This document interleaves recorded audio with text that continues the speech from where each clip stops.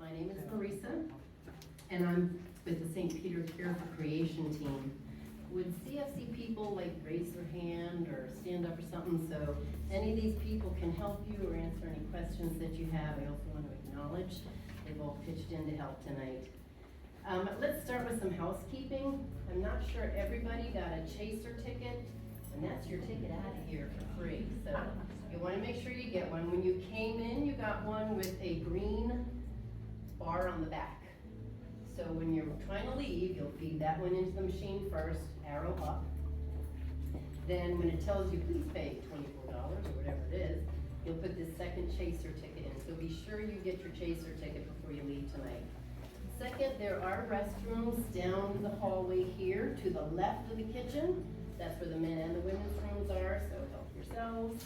And there are snacks and drinks you have before and during the program. So please help yourself with that too. This is the first talk that we're having after the February 8th event, Walking with the Spirit in the World, put on by the Sisters of Mercy and Catholic Charities with Bishop Martin. The focus was creation care at the heart of serving those in need. Sister Rosemary Tresk, who's supposed to be here tonight, I hope she shows up, and Dr. Catherine Wright were instrumental in other people too putting the program on.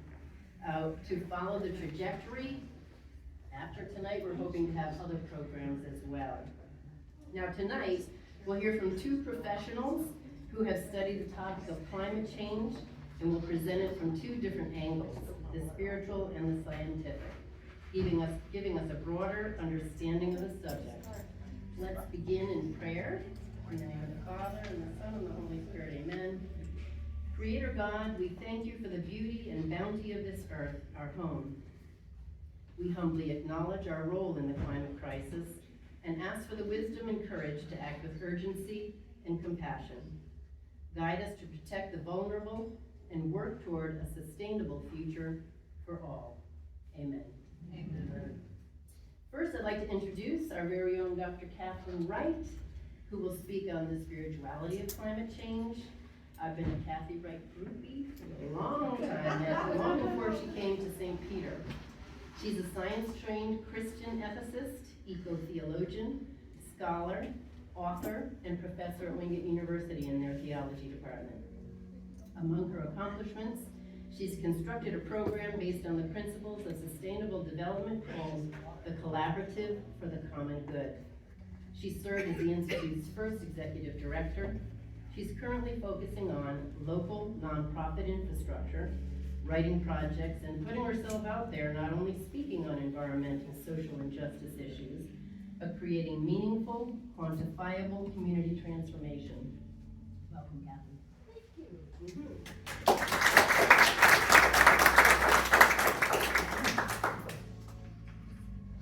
So we have a couple of different microphones, so I'll be moving a little bit around, but I also don't have another hand to use the clicker. So I might be spending a little bit more time here than I thought. So I'm here to prime the spiritual pump. So before our talk by Kathleen Biggins. So I wanted to start with a story. So exit full screen. There we go. So I met a very lively Irish moral theologian, Dr. Linda Hogan, in 2013, and she was giving a talk about the role that the arts, all of the arts, play in developing ethical imaginations that are capable of changing human behavior and addressing political, social, and economic challenges. So I was very interested. So after the talk, I went up and we had this lovely conversation. And I said, what about the sciences? You talked about the arts, but what about the sciences? And she said, well, that's your job. And I said, great, wonderful. So how we understand the relationship between science and religion, science and people of faith, is really important in creating these ethical imaginations robust enough to address some of the issues that we face today. So it's important to understand some of the models. So Ian Barbour, he passed away in 2014, he developed 4 models for how we could understand the relationship between science and religion. So he said there's conflict. If you believe they're in conflict, then often you will look at science and religion with kind of suspicion. Also, you could, at the other end of the spectrum, look at it with contempt because it's something trying to erode away each other. If you believe the model is independence, then you believe they're like 2 ships sailing in the night. Neither the 2 shall meet, they shall not interact, and there's not really importance in this interaction. But if you take a look at dialogue, integration, these are meaningful connections, one more intimate than the other. And so I looked to our Catholic faith and said, is there a model that is being used by our Pope? I love having the music in the background. It makes it seem more ethereal. Well, I went to Laudato Si, and within there, Pope Francis is very clear that we find divine revelation in the book of Scripture and the book of nature. So therefore, he embraces a dialogical and in areas, a very integrative model where they speak to each other, where they shape each other. So you can see divine wisdom in a dewdrop, and in a mountain trail, and in the face of poor people. So we should test that. I'm a good ethicist. We must test our assumptions. So if we take a look at the greatest moral kind of commandment, in your minds, I won't make you speak out loud, but what do you think the greatest moral commandment was? Yes, love God with everything you have, your mind, body, and spirit, and love your neighbor as yourself. So how do we love our neighbors as ourselves when we know our world is a little bit different than 2,000 years ago? We know a little bit more about it. So I go to Catholic theologians who I really respect, and one of my favorite is Gustavo Gutierrez, a liberation theologian. He said you cannot be in solidarity with the poor if you do not know the names of the poor. That means if you don't have an intimate relationship with the poor. But also, I layer on wisdom from Canadian ethicist Stephen Sharper, and he has a wonderful quote, which I'm moving through, and I'm like, let me find this quote.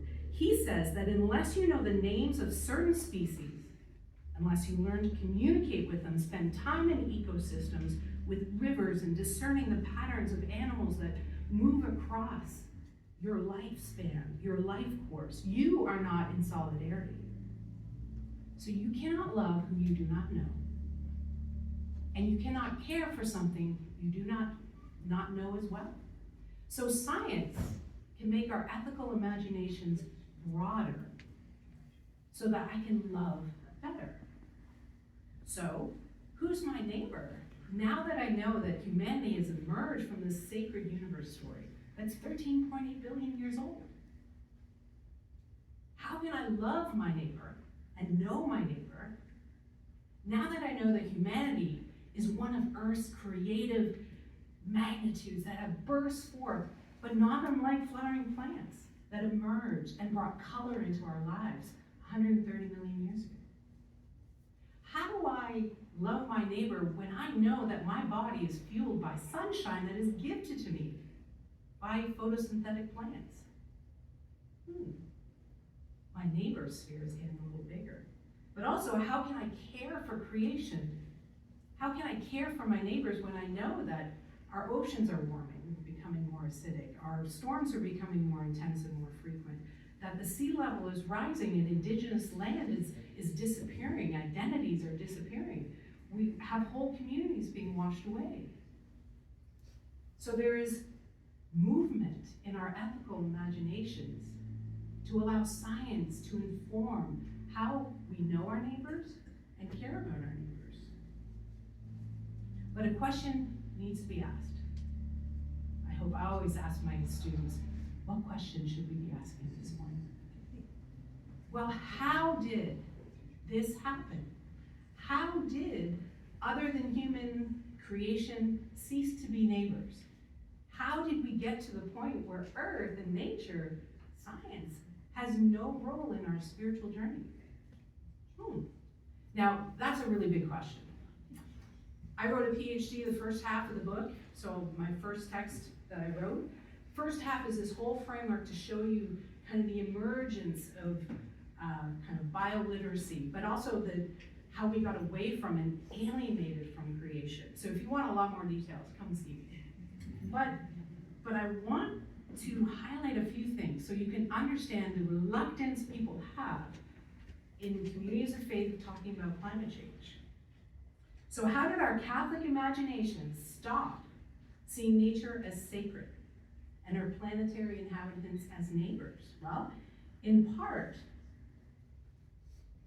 we've changed how we see the world. Now, one of my favorite theologians, and he has since passed away, but Father Obi Muhammad, he taught theological anthropology, and he made things so simple. And he said to me, people of faith are like jugglers. Theologians are like jugglers. They're juggling three balls, the world ball, the human ball, and the God ball. And when one of those balls change, you have to adapt and juggle differently, or all three will come crashing down. So our world very much has changed. The world ball has changed. And with it, we have also had a shifting in our imaginations. So I'm going to give you a few highlights so you can see how the shift happened. Because it didn't just shift. You wake up one day and say, oh, well, Earth isn't Mother. Earth is machine. It's purposeful, and it's really fear-based. So in the 14th century, there was a Black Plague, just this little thing called the Black Plague. And what happened was in 5 years, 25 to 50 million people in Europe died. Horrible deaths. And so what happened at that time is the entire social fabric, the tapestry of communities were changed. If you want to know a small fraction of what that was like, think about COVID. The way we teach our children is different now. The way we pay for things is different now. The way we see doctors is different now. The way we eat is different now. It changed social fabric, and that was the COVID virus. The Black Plague, prior to the scientific revolution, was seen as a wrath from God. So what happened was Mother Earth, the world ball, stopped being comforting. It didn't fit the human experience. The God ball didn't fit, because if God is love and powerful, how can God allow this to happen? So God was pushed into a space where suffering was not touching God, an absentee God. And the human ball changed, because humans desperately wanted to place their faith in something real. So what happened was, humans were either seen as punishment, so the Black Plague, punishment for sin, and science became the new savior. Now we're going to fast forward just a little bit. Nicholas Copernicus, have you heard of him? Well, he said, and he proved, that the Earth was not the center of the universe, but the sun was. Now, he didn't publish until after he died. So Galileo affirmed and confirmed that this is in case it was true. But in that moment, humans became homeless, because our privilege was connected to being the center of the universe. And when that wasn't, if we were just one of many planets, how could God love us? There was a fear of losing our belovedness. So the church so feared Galileo, he was placed under house arrest. Now, we did apologize in 1992. Wow, we did apologize. So, and then there was another change, because at this time, the scientific revolution was gearing up, which ultimately gave rise to the Enlightenment thinking and then to industrialization. And there had to be another change in our imaginations. Why? Industrialization needed a lot of natural resources, a lot. Extractive coal, cutting down trees, all sorts. Now, if you have mother in your head, would you exploit or pillage your mother? Please don't answer that. But even a temptress, another human, but a machine. That is the purpose of machines, to help humans better themselves. So notice some language by people who are really important during this time. Isaac Newton promised to extract the secrets of Mother Nature, who he saw as a wicked temptress. Philosopher René Descartes, he offered a mechanical vision of the world where Earth was an inert object and forced upon by external forces. And that's how it moved. Philosopher and political figure Francis Bacon was very passionate to establish and extend the power and dominion of the human race over nature because that's what God wanted. So notice that the world ball changed, not to be revered or protected. The human ball changed. We are now technicians sanctioned by God. And even the God ball changed. An absentee God creating the watch that was put into motion and then away. So what is the spiritual cost of having this in your imagination? There are many. A temptress and a machine. Do we see them as neighbors to be loved? We don't. Neither do we see them as sources or places to find God. And God, the clockmaker God, is far away, sometimes so far away, often forgotten. So humans were elevated to a powerful position over nature, and our spiritual lives only needed the God ball. So you can see in the 1920s when Pierre Teilhard de Chardin, Jesuit, defied French church authority and taught evolution and then was banished to the US. You also see when John Scopes, a high school biology teacher, defied the Butler Act in Tennessee in 1925, and the Scopes trial happened. Notice the model between science and religion. It's one of conflict on a public center stage. One had to be right, one had to be wrong. Why? Well, why do we get, and test it internally, why do you get, or do we get upset about the scientific theory of evolution, but not gravity? We don't have the same emotive reaction to them. Well, if we juggle the three balls that told the story of human superiority and the separateness of creation, and that's why God loves us, then we must reject a common origin and familiar relationship with every other creature, including monkeys. If we interpret scripture based on human superiority, and then our belovedness is connected to our humanness, demonstrated in Adam and Eve in the second chapter of Genesis, the origin story, then we fear that evolution means scripture is wrong. But science has told us that the world ball is this absolutely beautiful, dynamic, ancient, unfolding, unfinished, sacred planetary communion. If you follow Thomas Berry, a communion of subjects, not a collection of objects. So again, rejecting the mechanical vision of the world. So the human ball, if this is the world ball, then the human ball, how are we sacred? How are we beloved by God? Well, Thomas Berry said it's because in the human, the universe has awakened to itself. We're the only creatures who think. Deer don't do it, alligators don't do it. Think about the origin and have scientifically proved the theory of this unfolding, unfinished world. They don't need to, they're gifted with other things. And what about the God ball? This allows God to be infinitely close and personal and infinitely other and transcendent. Both and, which is a Catholic principle. So when we fear homelessness, not being beloved, then what happens is we forget who we are, we forget whose we are, and we forget our many planetary neighbors.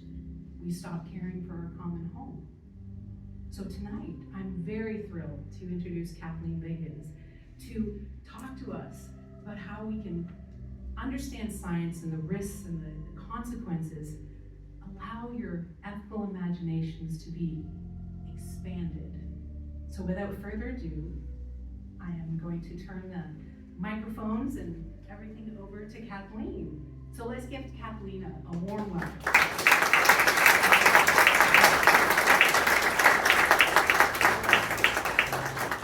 Okay.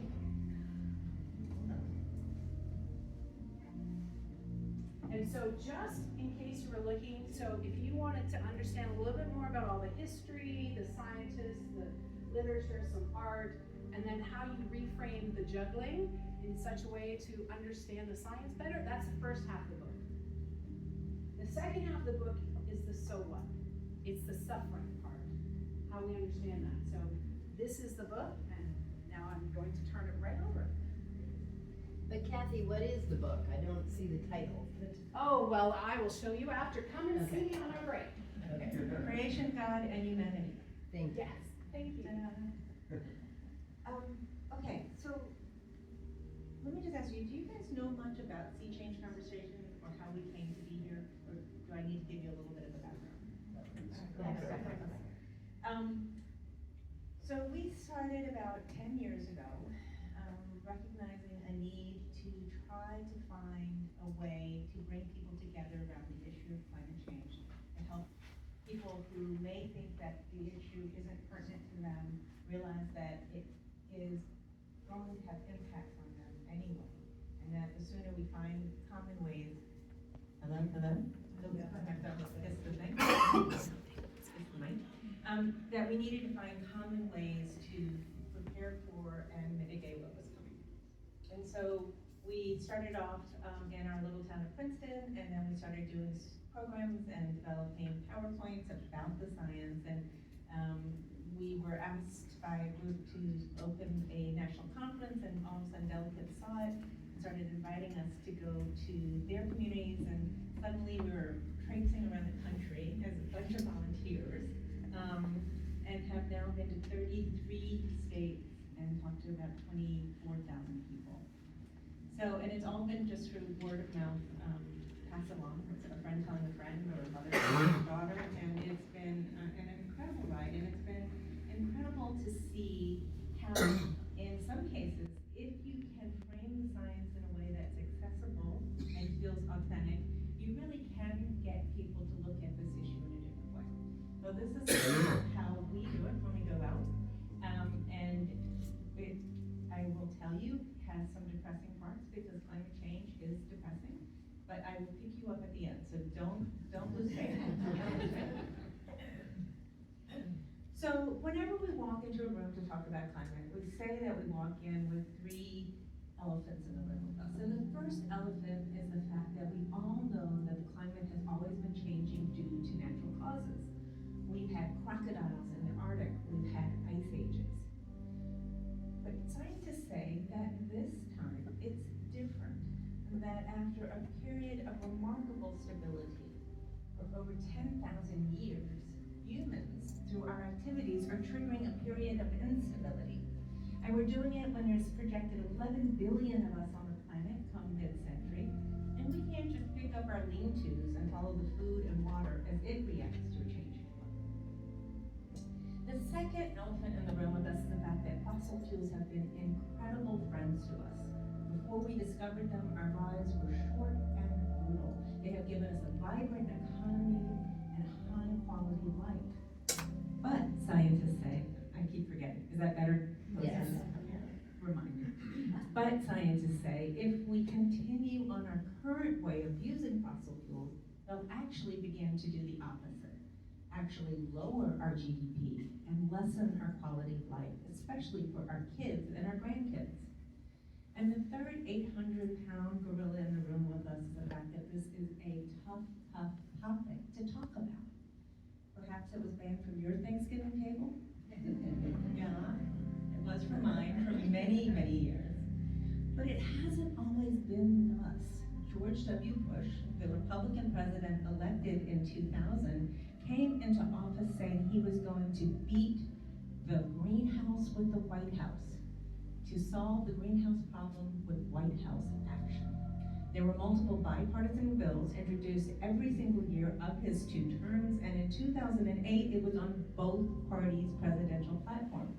Different ways of addressing it, but agreeing that it needed to be addressed. So what happened? Well, there are a couple things, and one was economics, because at that time, green energy, or moving towards a cleaner tech economy, would have been frightfully expensive. And many felt that would have made us less competitive on the international stage because China was growing their economy hand over fist using dirty, cheap coal. But another thing happened, and it kind of goes back to human nature. And that is Al Gore won the Nobel Peace Prize for his movie An Inconvenient Truth, which was about climate change.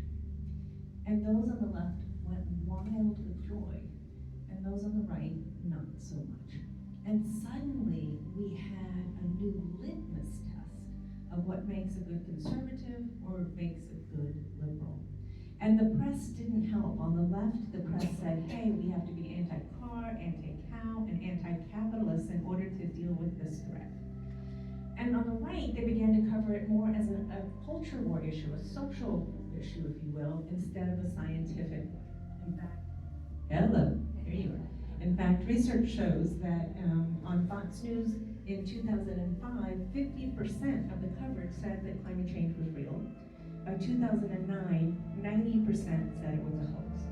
So we have this hardening across party lines. But if you fast forward to today, most Americans get that climate change is happening. A majority even get that humans are influencing it and driving it. But where the fault line has moved, where we can't seem to agree, is how to evaluate the risk. Is it an existential risk, as the Secretary General of the UN says? Are you hearing okay? It seems so. As the Secretary General of the UN has said, that if we don't pivot immediately, it will harm our economies and harm our children. Or is it more of a tempest in the teapot?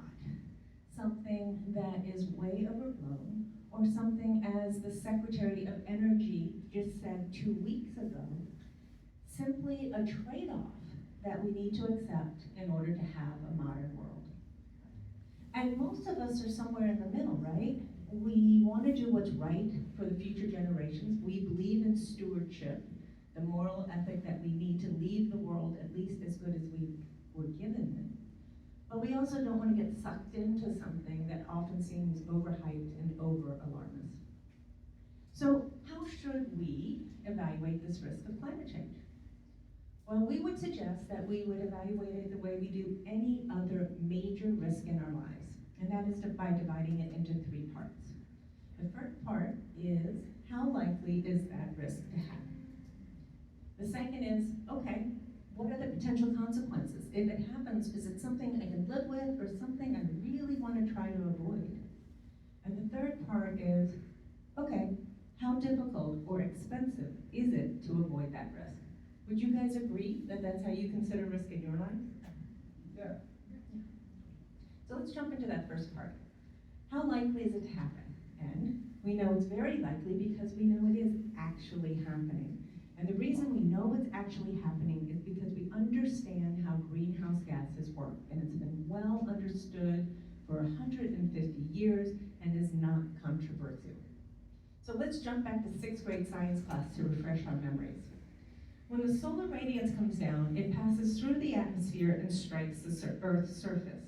Much of that energy is absorbed, but quite a lot of it ricochets back out towards space. And when it does so, it is at a different wavelength. And this new wavelength is captured by a teeny tiny portion of our atmosphere, less than 1%, that is comprised of greenhouse gases, which we call carbon dioxide, methane, nitrous oxide, and even water vapor. Without having this teeny tiny portion of our atmosphere being greenhouse gases, we would be a frozen planet. None of us would be here. So they play an outsized role in making our planet habitable. But when we add to them, it simply means that they do their job better. They capture more of that ricocheting energy and re-radiate more of it back down to the surface, heating us up and adding energy into our climate systems. Another way to think about this is the balance of nature's balance of carbon. And we all know that there's a balance between plants and animals, but we may not know there's also a balance between where nature stores carbon, in the oceans, in the atmosphere, and in the earth. And I'd like to call your attention to these 2 words, fossil fuels, because I think if we consider what they are, we'll understand what's going on.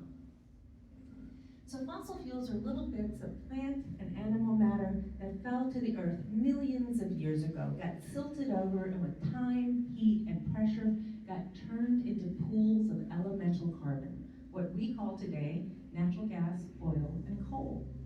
And humans came along and said, wow, really rich in energy, really portable, really storable, I'm gonna use it to power my transportation, to heat my house, to run my factories, and to create, again, this vibrant economy that every single one of us has benefited from. But in doing so, humans unwittingly took carbon that had been sequestered, pulled deep underground over millions of years, and started to pump it up into the atmosphere at the alarmingly fast rate of over 40 billion tons of carbon every single year, upsetting the balance in nature. And because we know if we put more carbon dioxide in the air, it has to make the world hotter, it's not surprising that every major institution that measures the Earth's average global temperature says the exact same thing, and that we have raised the Earth's temperature by about 1.5 degrees Celsius since the Industrial Revolution. Now 1.5 doesn't sound like a lot, but it is actually quite a big number when we talk about average global temperature. So don't let those small numbers fool you, and we'll talk more about it as we get into the deck. We can also know that's happening because we can see it with our own eyes. This is a graphic from NOAA, kind of the nation's weather agency, if you will. And what they are showing us is how the Arctic ice in the Arctic Ocean is changing. The mature ice, which is depicted in white, is melting and leaching away and being replaced by open water and immature ice, which is light blue and dark blue. And the reason why this is so critically important is that mature ice is highly reflective. And that means that more of that initial solar radiance bounces back out to space. When we lose it, it means that simply that we'll absorb more of that initial radiance. And we are measuring how our reflectivity is changing with satellites in space right now. We can see that the Earth is getting darker. Another way that we know it's happening, and that it is us, is that atmospheric chemists can literally identify which molecules in the air come from human activity, from burning fossil fuels versus from nature. And we know, because they have a different atomic thumbprint, or isotope, if you will, that we are indeed driving most of this change through our actions. And another way we know that it's happening is because we can look back in time. And we can do that through something called paleoclimatology. And paleoclimatologists like this one use proxies, things like ancient ice cores, to be able to tell how carbon dioxide levels have changed. And what he's looking for here are little ice pockets that were captured when snow fell and froze over. And when he liberates that ice pocket, he can discern the carbon level. And what do these paleoclimatologists tell us? They tell us that we are in uncharted territory, that humans have never experienced the planet with carbon levels as high as they are today. Let's take a closer look. As you can see, for the last 800,000 years, the carbon dioxide levels have bandied between 150 and 300 parts per million. These were through the ice ages and thaw, the ice age and thaw, the natural cycles the Earth has always gone through. And then in 1910, we broke out of the natural cycle, crossing over 300 parts per million. And today we're at about 428 parts per million. And scientists said if we were to continue on our current path, we would hit close to 1,000 parts per million at the end of the century. So hopefully you're with me that climate change is indeed happening. Let's jump to that second part of the presentation, which is, okay, what are the consequences?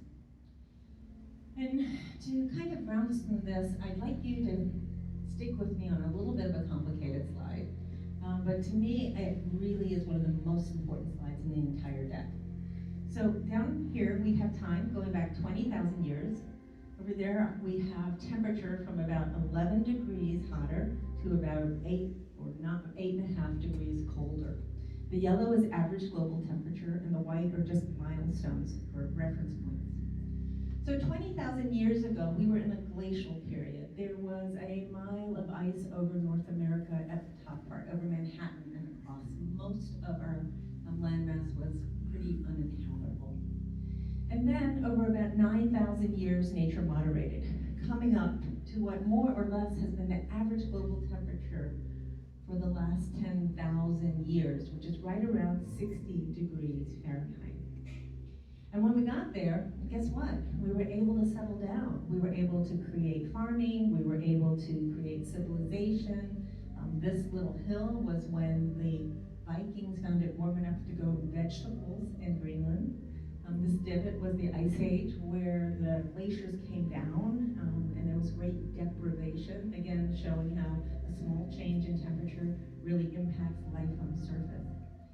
And then you see the temperature going up, up, and away, landing somewhere between 10.8 degrees Fahrenheit hotter down to 3.6 degrees hotter at the time of the Paris Accord. So let's think about that. 9,000 years for nature to go the delta, to literally march trees from Mexico to Montana to create the ecosystems and the biodiversity that have supported us for the last 10,000 years. And now, through our activity, we could potentially trigger a similar delta in the next 100 years. That's crazy, right? That's really, really scary.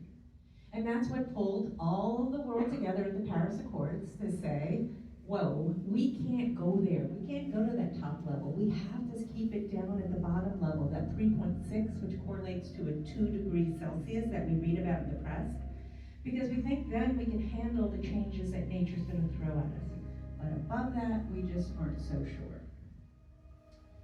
So as we go through these changes that nature is throwing at us, I'd like you to consider them through 3 specific lenses. This music is really something. I've never had this background before. 3 very specific lenses. The first one is, how would these natural changes impact our jobs and our economy? How will these natural changes impact our families and our personal health and safety and security? And then the third one is, how will it impact our exposure to geopolitical instability, which we really experience as civil conflict, refugee crisis, and terrorism? Now, would anyone in the audience be brave enough to take a guess as to why I'm asking you to look at these changes through those specific lenses? Come on. It affects all of us. Because it already is affecting each one of those areas. It is right now. Already affecting. Okay, was there another good answer? Is there another one? So, very good. And yeah, my answer is a little bit different, but it's that these are the 3 things that Americans say are most important to them when they go to vote. And we believe that climate change will negatively and profoundly impact all 3, and in fact already is. So you're right. So let's jump to the first one, which is heat, and take a look at what's going on there. This is a graphic from NASA, and what it shows is how average global temperatures change from pre-industrial time to today. When it's blue, it's colder than average, light average, yellow warmer, red hotter.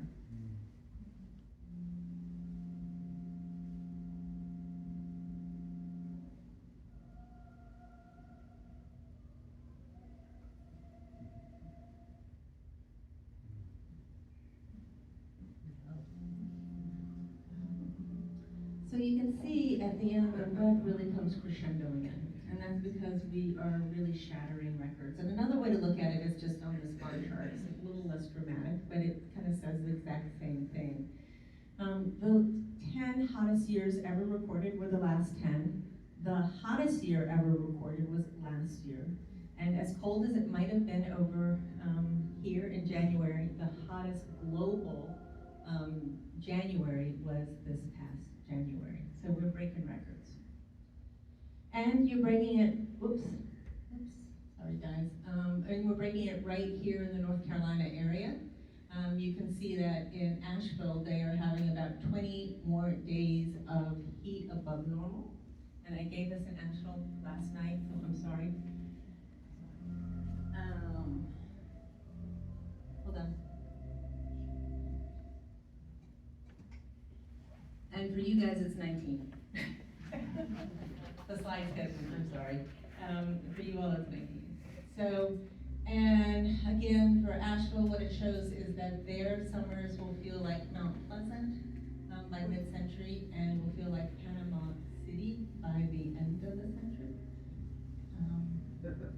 Yeah, and actually for Charlotte, believe it or not, you guys end up in Mexico by the end of the century.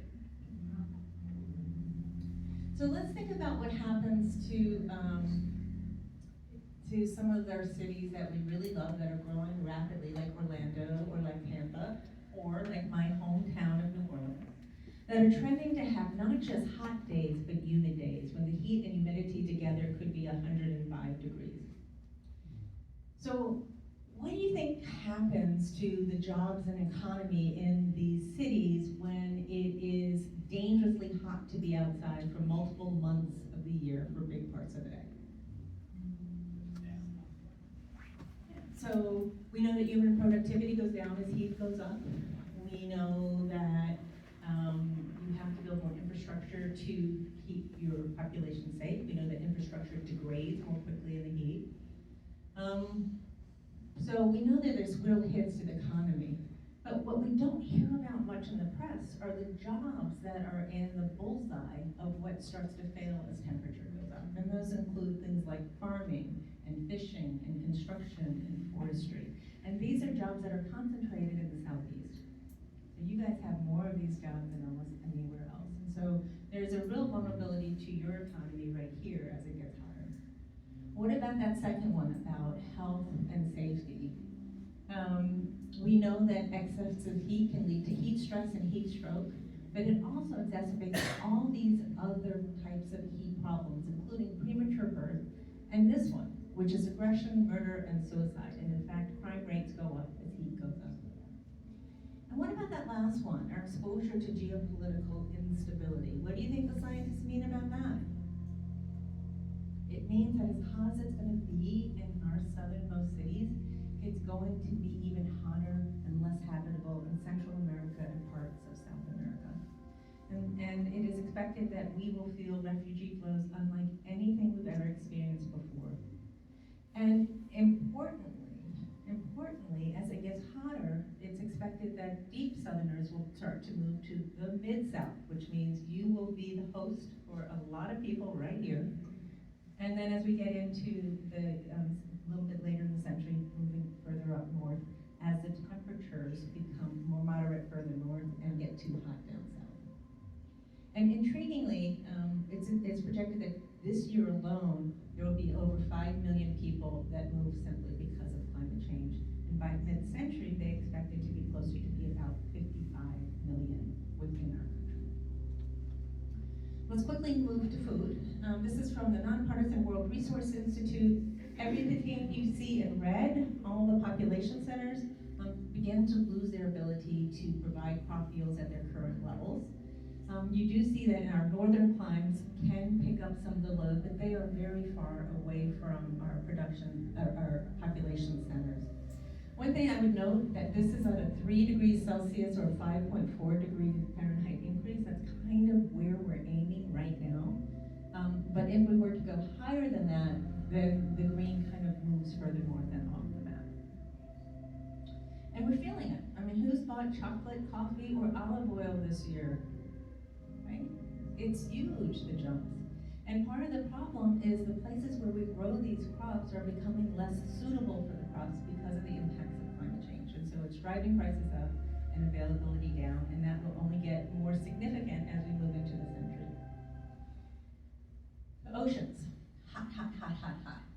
101 degrees off of the tip of Miami in the summer of 2023. 101, I think that's a hot tub temperature. And intriguingly, the warmer oceans are moving up. It's projected that by the end of this century, the waters off of Georgia and South Carolina will be as hot as the Caribbean. By the end of next century, it's expected that Boston will have tropical waters as well. And what does that mean for our hurricanes? Because we all know that hurricanes derive their power from the heat of the oceans. what we're seeing is that our patterns are changing, they're intensifying more rapidly. They are also forming further away from the equator, and they're staying strong further away from the equator because there's more energy to continue to feed them, which means that areas that aren't experienced with hurricanes will also be in danger later in the century. And the heat is playing havoc with our sea life. I don't know if you've heard this, but fish are beginning to evolve to be smaller because the oxygen levels are dropping in the hotter oceans. So they're trying to do their part. But we're making it hard for them because one of the things that we're doing with our excess of heat is bleaching out our coral reefs, and these are the nurseries for 24% of all marine sea life. So remember when I said the small numbers matter? This is kind of a good point to think about. The International Panel on Climate Change predicts that if we could keep the temperature to 1.5 degrees C increase, we could save up to 30% of our coral reefs. But if we go all the way to the 2 degrees, they expect we would lose 99%. So every smidgen of a degree is worth fighting for because it has ramifications for our natural world. Anyone want to guess where this incredible rain flood happened? Everybody recognizes it. Wow. Oh, you guys are good. Yeah. But it could be anywhere, right? Because we're hearing about it right now. It was in Kentucky, it was in Missouri, it was in Arkansas, it's been in Washington, D.C., it's been in New York City, it's been in Dallas, it's been in New Orleans, and that's because it is happening everywhere, and it's just physics. The warmer oceans enable more water vapor to evaporate. The warmer air is able to hold more water vapor, 7% more for every degree Celsius it increases in temperature. And it simply means when the conditions are right, we are going to have more of these cataclysmic rainstorms versus the restorative showers. And you can see from this chart that it is happening more all across the United States, even in places that are in drought. This is Puerto Rico, so the oceans kind of change that. But it's happening all across the continental US and really all across the world. You guys are a coastal state. Anyone want to guess how much the sea has risen since 1900? Not quite, 9 inches. Anyone want to guess how fast it's rising right now? Inch a year. A half an inch a year. Oh. Half an inch a year, pretty good, but it's accelerating. So what we expect is that by mid-century, we could see a foot to 14 inches off the North Carolinian coast.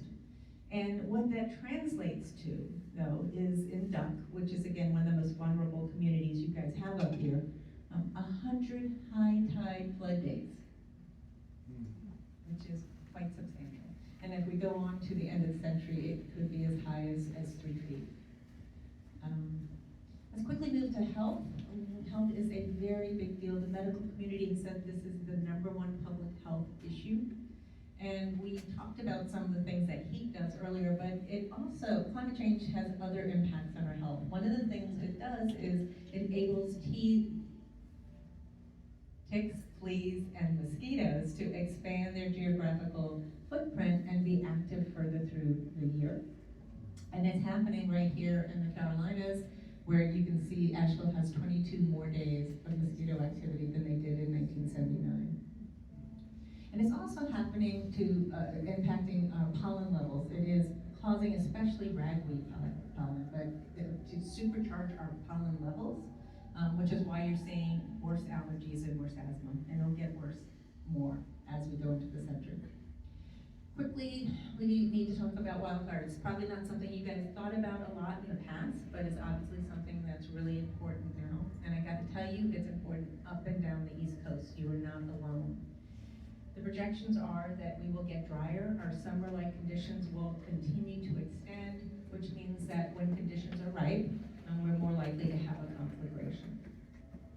And it's not your imagination, we are having a lot more of these major, big, expensive disasters.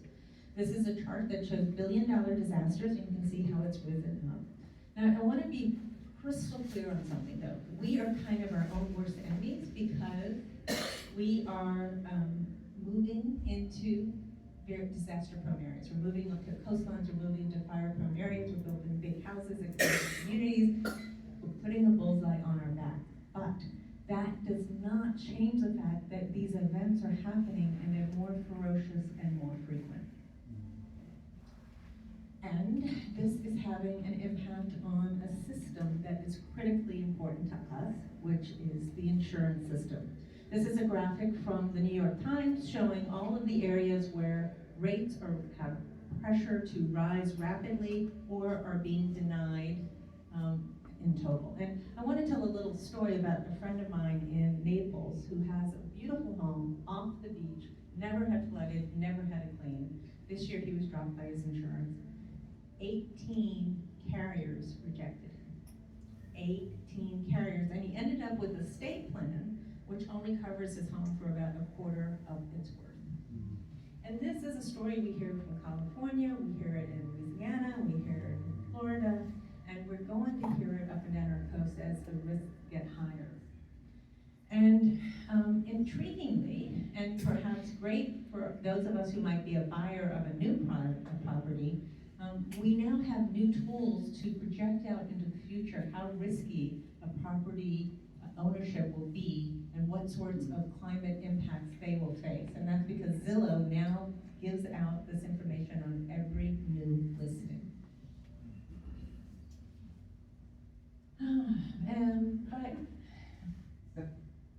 Sorry guys, this blows my mind. So this is a new slide for me. Help me through this.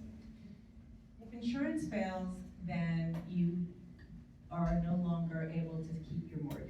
You are in default. If a new buyer can't get insurance, it means your property value tends to go down because otherwise you can only buy it with cash. If banks can't get insurance on building roads and bridges and high-rises and cities, then all of a sudden a major underpinning of our entire economy disappears.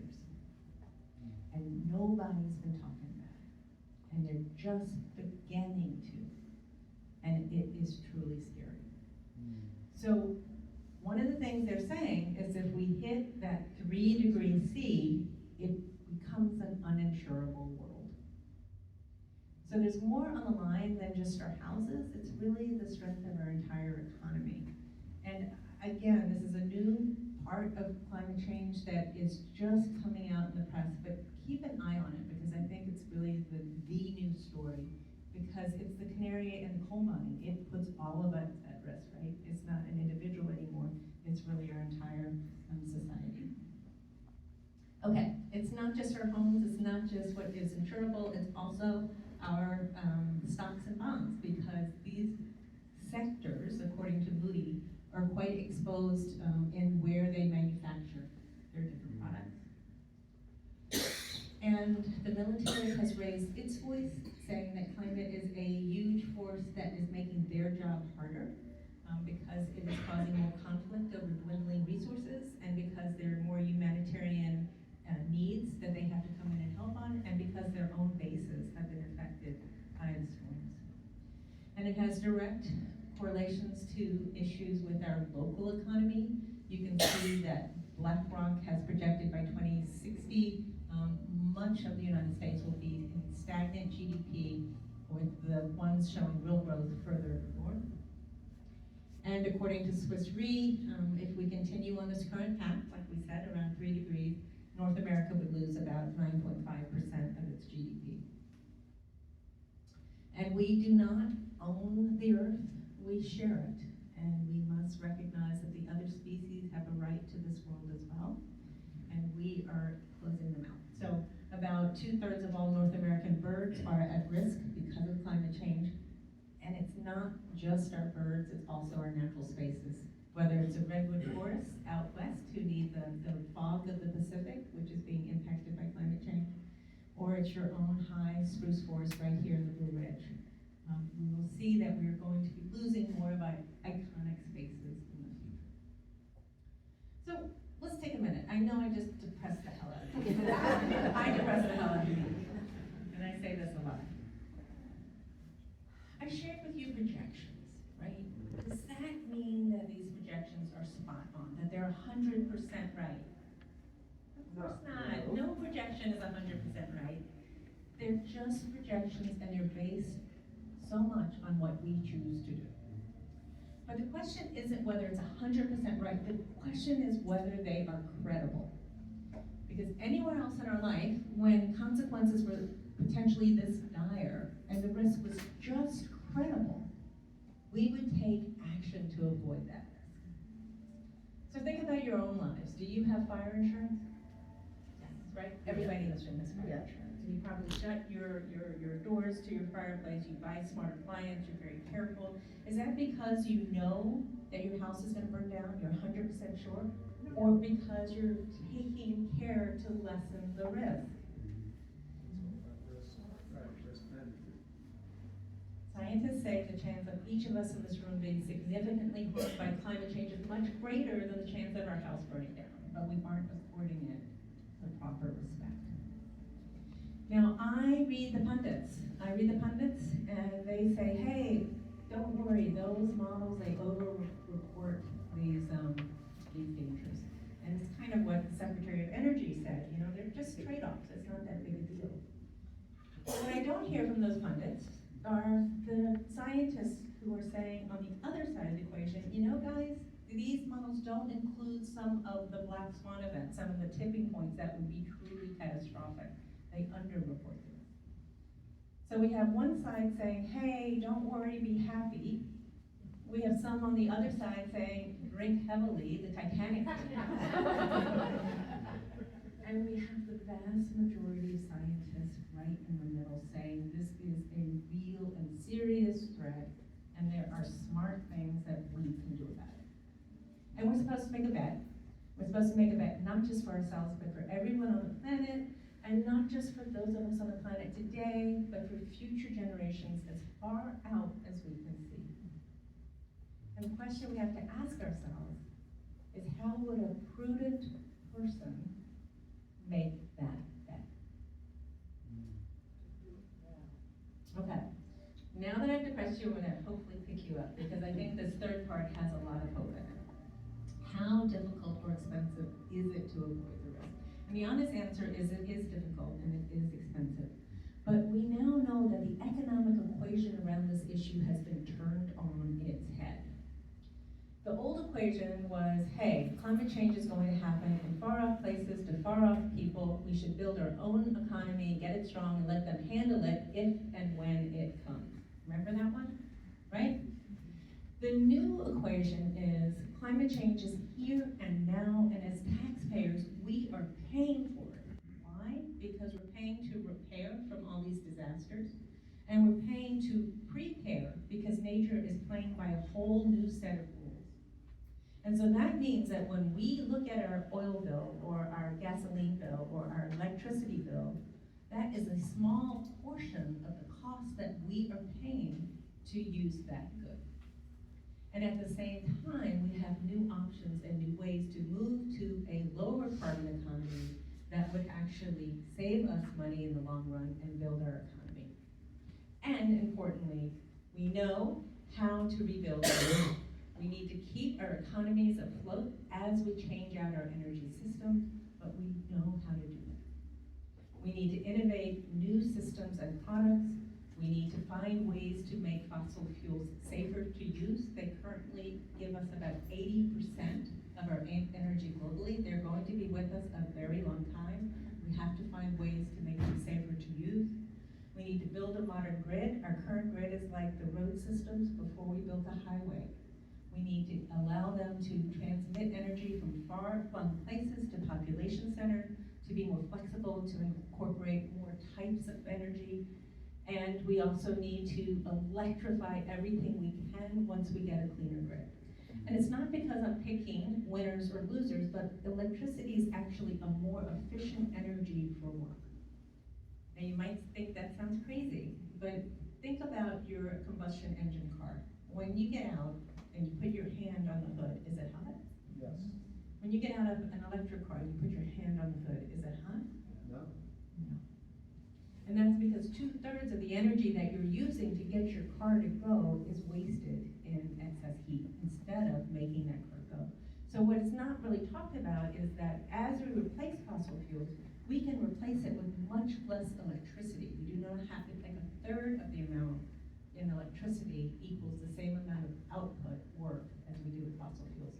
Now, that's something I don't think we hear very often. We have to harden our energy resources. We're very exposed to natural disasters. We're very exposed to volatile world markets, and we are also very exposed to hackers. So we have to find ways to harden our energy system, and we also have to make sure that we secure the metals and the minerals needed to move forward with cleaner tech. And importantly, we were on a good track. We weren't perfect, but we were making progress. As of this January, according to the Department of Energy, we were on track to lower our emissions 29 to 40% from our 2005 high by 2030. That is a huge drop, and the drop was going to continue after that to 2050. So we were making strides. And most of it was due to the fact that we had moved off of coal to natural gas and renewables. And we know that natural gas is critically important, and we know that it is expected to continue to be supported and probably grow. But natural gas has a nasty little problem that we have to solve if we want to use it more. And that is that it leaks methane from its production, through its transportation, even as it's pressurized to get to our homes to use. And methane is a really super polluter. It is more potent than CO2. But the problem has been that we can't see it. But now we can, with the help of an infrared camera. And what you're seeing is a compressor station, a normal compressor station in Texas that had too much natural gas and needed to release it to keep the system flowing. And this is happening all up and down the world. And this is something that we know how to stop, and is one of the number one ways we can start slowing our temperature increases. Another thing that they're looking to do is find ways to capture the carbon and keep it in safer places. This is an Iceland plant where they capture the CO2, put it under the basalt rock where it can turn back into rock. And this is actually a direct air capture. It's like a huge vacuum cleaner in the sky that sucks carbon dioxide out. It's in Switzerland, and they actually sell the carbon dioxide they suck out of the atmosphere to a Coca-Cola plant to put fizz in our salsas and our Cokes. These are frightfully expensive. These are frightfully expensive. Making natural gas safe is really, really expensive. But these technologies are critically important because we are exceeding our carbon levels, and as we get into the second half of the century, we're going to need to have more ways to pull it down. So these types of technologies are getting the investment in part because of what they can do in the future.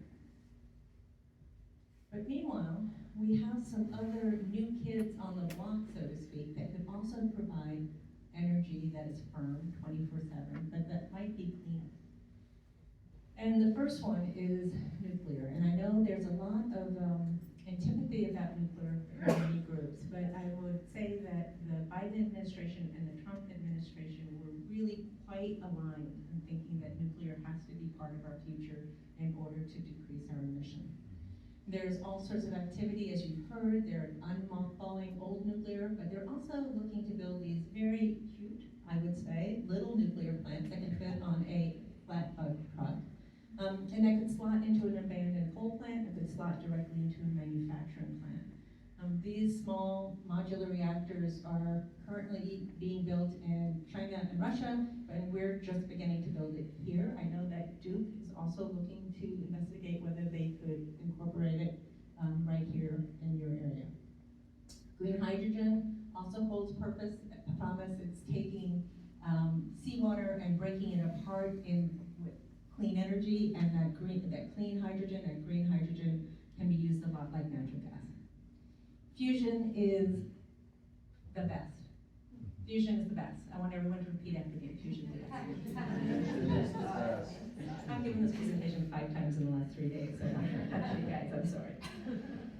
The reason why I'm so excited about fusion is because it is a clean, abundant, safe way of providing fuel. It is the power of the stars. being made right here on Earth. And the question is it real? It's always been out of reach. But the scientists and the investment community believe that it is finally on the horizon. And there is promise that it could come on the grid somewhere around 2040, though I think it's going to be a little later.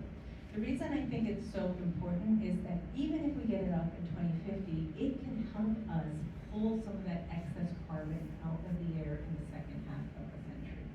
So I hope that we continue to provide the dollars for the research for this important source. This is talking a little bit about geothermal. It's your new kind of geothermal. It's not your grandma's geothermal, if you might say.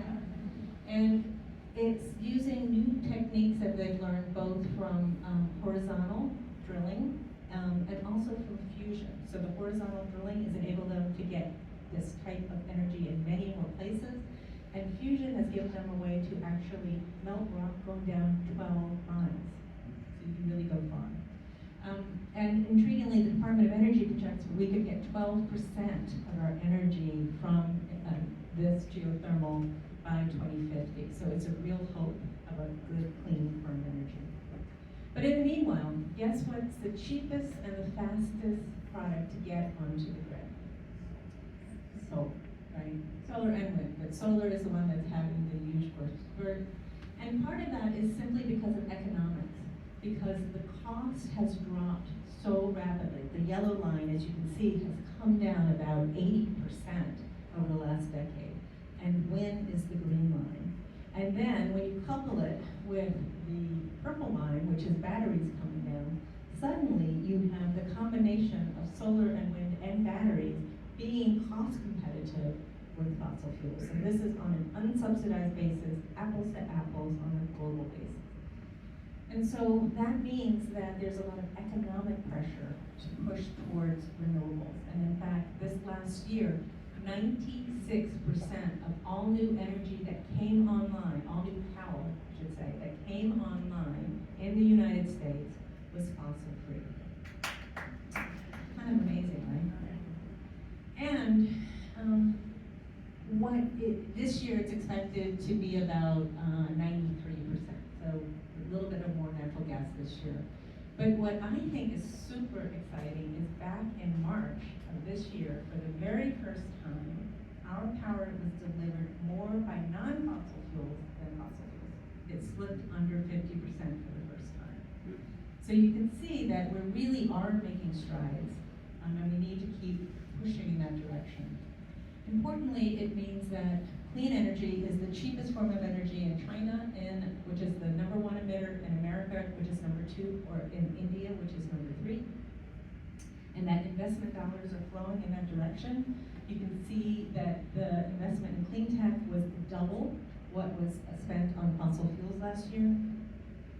And what the IEA, the Vulnerable Agency, developed to really support oil and gas industry has projected is that the sooner we make the transition, the sooner we invest in the new cleaner ways of energy, the faster we'll start having savings. And in fact, that's simply because wind, currents, and solar beams are free. We don't have to pay for the fuel the same way. And it means that places like Texas have saved a boatload because they have so much renewables in their mix. And it means that some really interesting places that you may not expect are getting the majority of their power from renewables right now. And anyone want to guess the biggest #1 renewable state in the country? Texas. Texas is California. And I should say, one day in March, Texas that received 76% of its power from renewables and batteries. And renewables are changing. They're being used in some really creative ways. This is a wind turbine that's capturing air turbulence from the takeoff of jet engines. This is a parking lot in France where they have a law now to put solar over all of their big parking lots, so providing safety for shade for the cars. This is in California, an irrigation canal that is covered in solar panels so that it keeps the water cooler, cuts down on algal bloom, stops evaporation, and protects even the fish in there, so a win-win. And this is called agrovoltaics, mixing farming with solar, and you can just see how happy those sheep are. The other thing that's coming is longer-term storage, and there's some real interesting innovation here. Ask me about it in the Q&A. And importantly, these new technologies are driving economic development and bringing jobs all across the country. And in fact, right here in North Carolina, you guys have the 9th most clean energy jobs in the country with over 110,000 jobs. But we are being kind of outmaneuvered by our arch nemesis, which is China. China, since 2010, has set out to be the singular superpower in the new low-carbon economy, and they have invested and created the policy to get there. Last year alone, they put in more solar than the United States has in its entire history. Last year, they outspent the US, EU, and UK combined. Last year, they received 26% of their GDP growth from the clean energy transition. And they have been hailed now as the first electrostate. We've heard about the petrostates. This is an electrostate where they are gaining energy dominance through electricity in their control. And this just kind of reinforces how in almost every category they are outspending and out-delivering. And importantly, they are also out-innovating, which is a little bit distressing. They have built the very first solar plant in the ocean, and they just announced that they're going to build the very first solar plant in space, where they will capture the solar and use microwave energy to bring it down to the surface. And India is also in the mix. They're building this solar plant in their desert. It is expected to be 5 times the size of Paris. And we're innovating across our different sectors, whether it's how we grow our food, or how we build our buildings, or even how we paint our roofs. This is white paint with nanoparticles that enables that solar radiance that comes down to bounce back at a different wavelength, bypassing the greenhouse gases and more of it going to space. And there's a lot of innovation we can do in nature. We believe that nature could absorb about 30% of the excess carbon if we work with her and her natural processes. And if we protect our natural carbon sinks, our special places that provide so much important things to keeping our planet habitable. And we should just note that we have been in a tough spot before, and we came together. And at that time, it was the Republican president, Ronald Reagan, who pulled the world together when our ozone layer was opening up and endangering us. And what he said was that he wanted to save the world for future generations. And in taking action, he also moved away from CFCs, which are potent greenhouse gases. And if he had not done that, we would be trending 2 degrees hotter right now. So he looked out for future generations, and it's kind of our turn to do the same. And we should also note there are rising groups of young conservatives, but also other conservative groups that care deeply and want to approach solving this problem with conservative principles. We are less divided than most of us think. But we are in a race, and right now we're losing that race. We're currently at the time of the Paris Accord, we were on the red line. Currently, after the policies we put in, we're more on the brown line, it's the bottom. And by the, again, these are in Fahrenheit, so 5.4 is about where we're going right now. But there have been policies announced, but not implemented, that would get us down to the gold line. But where we need to get is to the green line, which means pedal to the metal. We need to get there as quickly as we can. And we should remember that carbon dioxide lasts near a very long time. In fact, the carbon dioxide harming us today were put out by the very first Model T. And what we choose to do matters.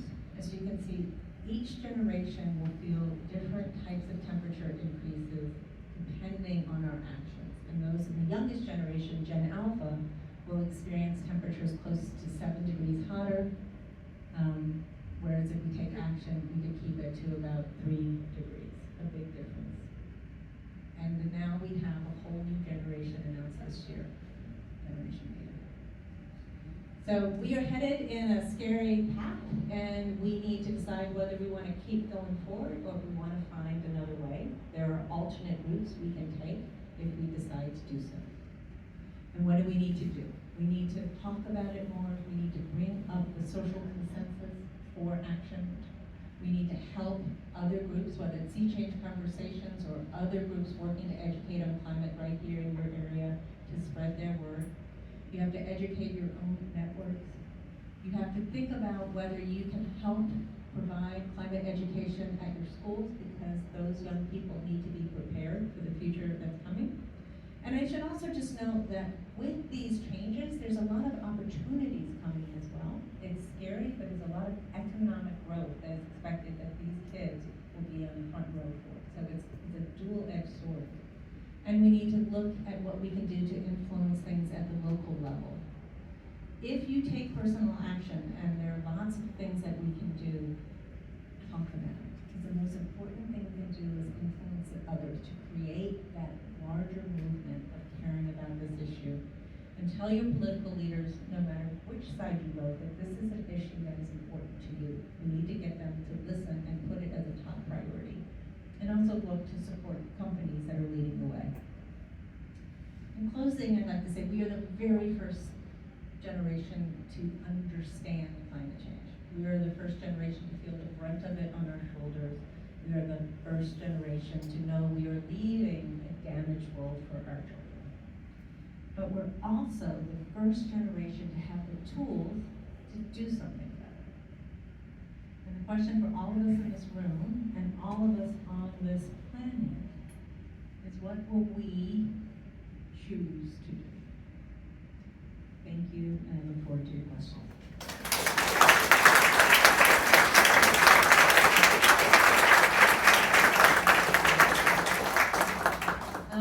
Guys, 2 quick things. If you guys fill out the survey, we'll plant trees. How's that for a while? It's really helpful for us to get the survey, and if you want, we have a robust amount of communications that we send out every month, webinars and special interviews, blogs, as well as news of hope and news of concern every single month. So give us your email if you want that, and we will happily add you in. And if you need to reach me, here's my contact information as well. So I hope we have some questions. I know that was a marathon of information. Yes. Yeah, Hope Hockaday is going to walk around with the non-corded mic, and our presenters will be answering from the podium. As I looked at this, your presentation. Wait, can you introduce yourself? Get closer. Nuclear uses water. Geothermal. Oh, I'm sorry, I'm Sister Rosemary Tress from the Sisters of Mercy. Sorry. Nuclear uses water, about geothermal uses water, fracking uses water.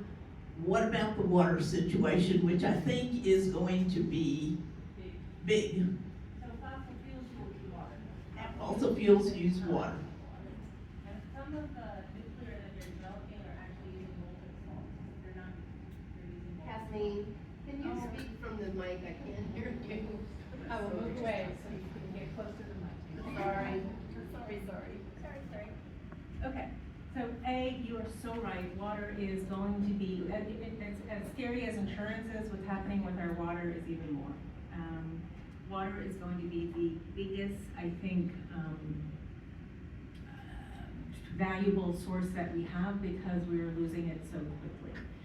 The problem is that fossil fuels use a ton of water. So we need to move off of fossil fuels. The amount of water in nuclear is significant, but they are trying to find ways to use molten salt instead of water for the whole cooling agent. So they are looking for ways to continue to develop with less water use. But we have to move away from where we currently are anyway on the water issue. Where we hope is that we can move to somewhere that's better.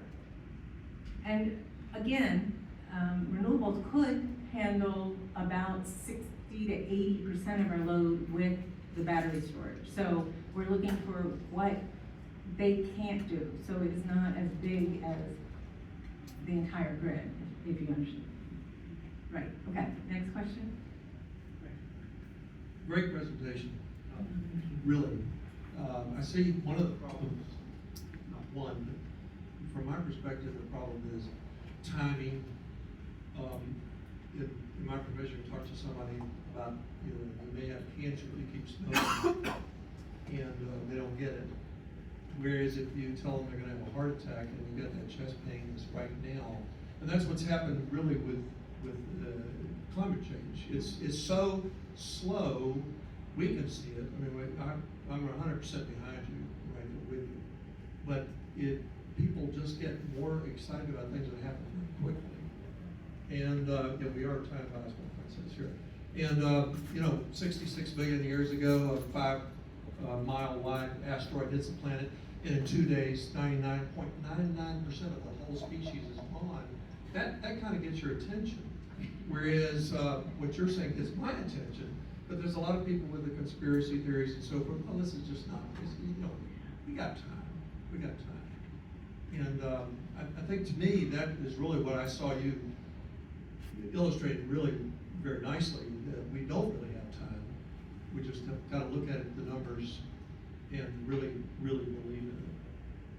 I think that's right. And I think though that the amount of natural disasters that are occurring and the changes we're seeing in our own backyard, right? You're seeing the way things are blooming differently. You're seeing the types of rain that rain used to be something soothing, and now all of a sudden it's something scary.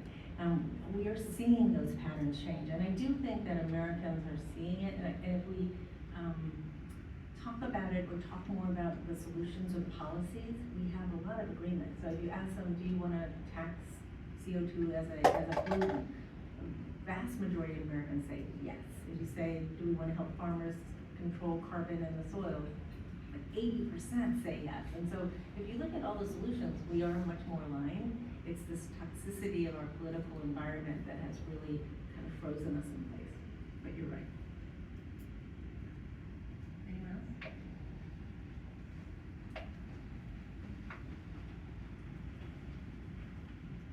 We've been in this energy and sustainability space for about 30 years now, and my question is really on the solution. And I see us investing a lot into technologies that fail, don't quite make it as fast, and all of those have huge scope 3 implications, right? That's sunk carbon we can never get back. How do we also at the same time kind of like, I think people ignore the scope 3 issues, right? When I build solar panels, when I do all this stuff, huge scope 3 implications, right? Are we really thinking about that and trying to decide what is the most carbon efficient way to get there as well? And how is that happening? Some people are. Rocky Mountain Institute, Drawdown, there are groups that are thinking in that way. Scope 3 is politically a hard thing to push through. And clearly other countries are, in Europe primarily, are a little more clear-eyed about that entire cradle to grave cost and implication cost.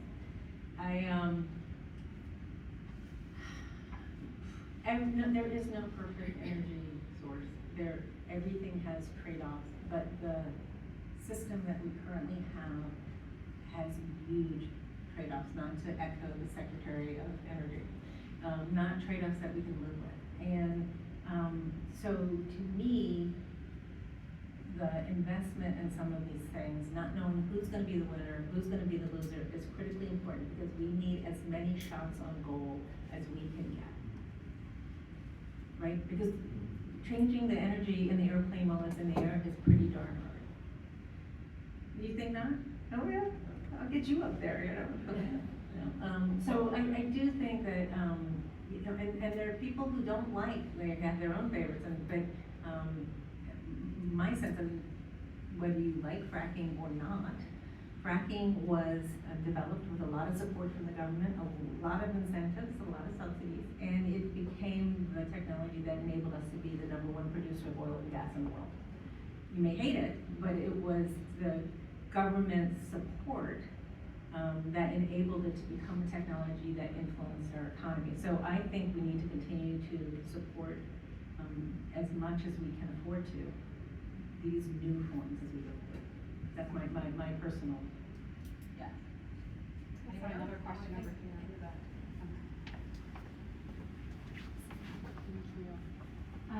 Great presentation, thank you. My name is Pilar Bennett, and I love what you said about the grid right now kind of being like our road system before the interstate highway was built. I thought that was really helpful. How do you see that problem being addressed? Is it like federal government initiative? Are there private industry leaders that you see as, you know, kind of real change makers in the space? Yeah, it is a huge problem. And it's a problem for fossil fuels and for the new energy. And part of it is the permitting issue that we've heard so much about it. And I do believe that we're gonna have some more on that because we have so much increased demand coming because of AI in the data centers. We don't have a way to meet it. And so it's a hurry up offense, and to be honest, the things that can get out there fastest are renewables, and the things we have most waiting in the queue are renewables. Natural gas is the hope for many, but the turbine shortage will keep those out of being able to help us until 2032 or beyond. And so I think there's going to be some agreement on permitting. But in the meantime, there's also a lot of grid enhancement technology that is coming out that enables us to actually use our current grid much more efficiently and transport much more energy. And those hold a lot of promise, and I'm not gonna tell everybody about them, but you can talk to me afterwards if you want to. I also think there's a lot we can do with our demand side, and there are groups like Vermont, the state of Vermont actually, the utility paid customers to get batteries on their walls that they then would agree to sell energy back at peak periods. So instead of building a new plant, they subsidized, they didn't pay for the whole thing, but a big chunk of it, so that many of their users could have more secure energy by having that battery, but also it would be a source for them, a storage source for when they needed to put it onto the peak. That sort of new thinking is out of the old system into a new way, I think could help us a lot. Because again, when we build the grid, you're building it for the peak demand, and that peak demand doesn't happen that much, and so there's so much waste up there most of the time. And so if we start thinking differently and using the new technologies that enable us to do things differently, there's a lot of hope we can get there faster than we might see it from this perspective.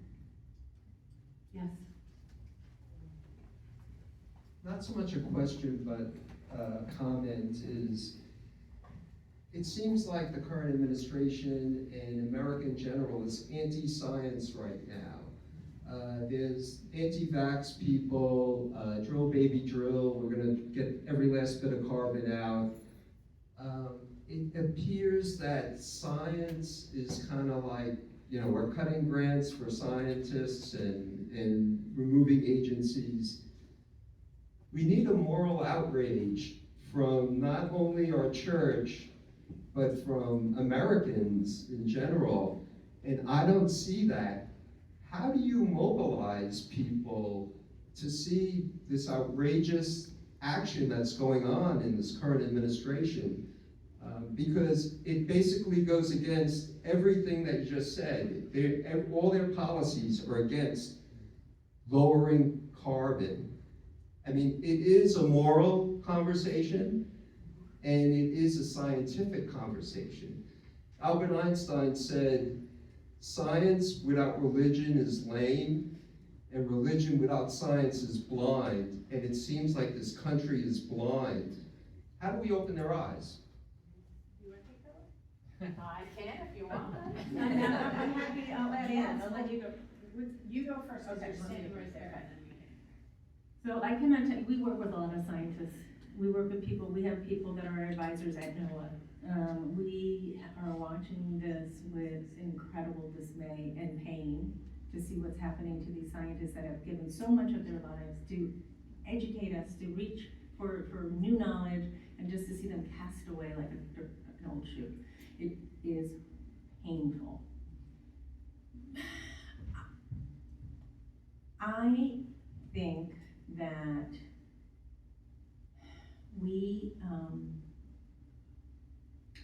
think that we have to be careful and realize that there is a sense that disruption will get us to a better place.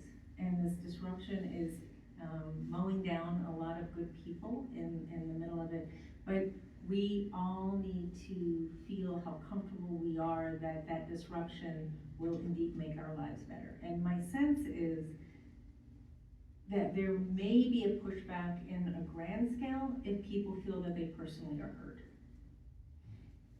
And my sense is there's a lot of disruption in a lot of our lives now that we, there are cancer patients I know who had their cancer drugs canceled. And they're in the middle of a trial. We know people that are being hurt now. And I think that there will be a pushback against disruption for disruption's sake. Disruption can be good, but for disruption's sake, that hurts so many people around us and makes us less safe. So I'm hopeful that that is coming as people start to internalize what we've lost. But I can't say that I have the answer because I think we're all kind of catching our breath at how fast things are happening. Does that make sense? And then taking a look at the spiritual, like when looking at the front of the moral. microphone. Oh, in front of the microphone, and I'm the shorter variety, so I will move it down.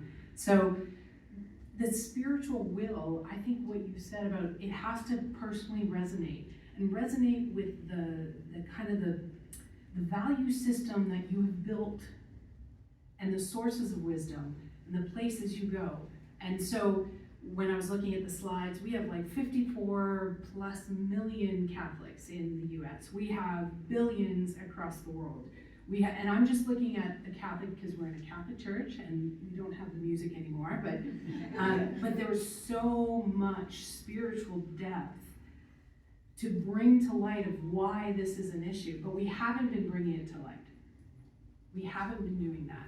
We haven't looked at, like, the Catholic Church owns so much property in the US, monasteries, schools, faculty, churches, all sorts, and leveraging, and I love one of the slides when you said, educate locally, leverage what you have, and as a church, you're talking about a spiritual life, you're talking about things that are really important, like after death, all like from womb to tomb, or as I say, from the moment creation began until end times.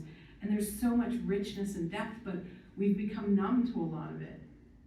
But when it matters personally, I think that people will be rising up to this disruption, but it takes the leaders, it takes every creation care team, it takes everyone always saying, is this what aligns with the values, norms, and principles that I understand within my faith tradition?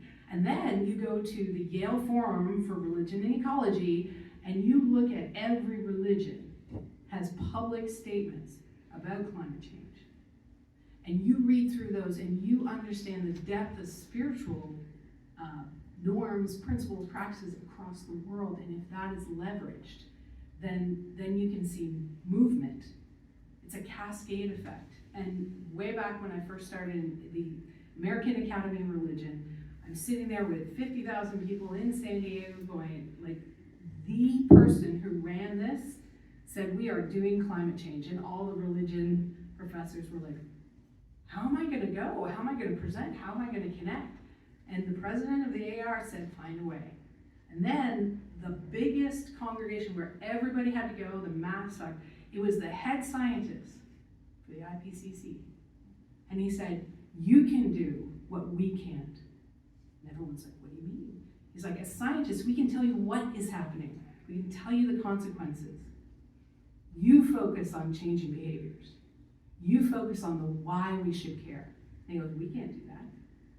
So it's up to you. And it was like 2 a.m. for him from India, and it was and so many people, all of them religious scholars, all in their own way struggling to make sense of this because it was important, because somebody in the place of power said, you got to think about it, the entire conference. And Jimmy Carter was at that conference, so as a Canadian, I was like, wow, I met Jimmy Carter, that's great. So it's devastating, but Christians have never faced this before. We have a wealth of tradition and a wealth of scripture and a wealth of community to be able to change this. You gotta want to.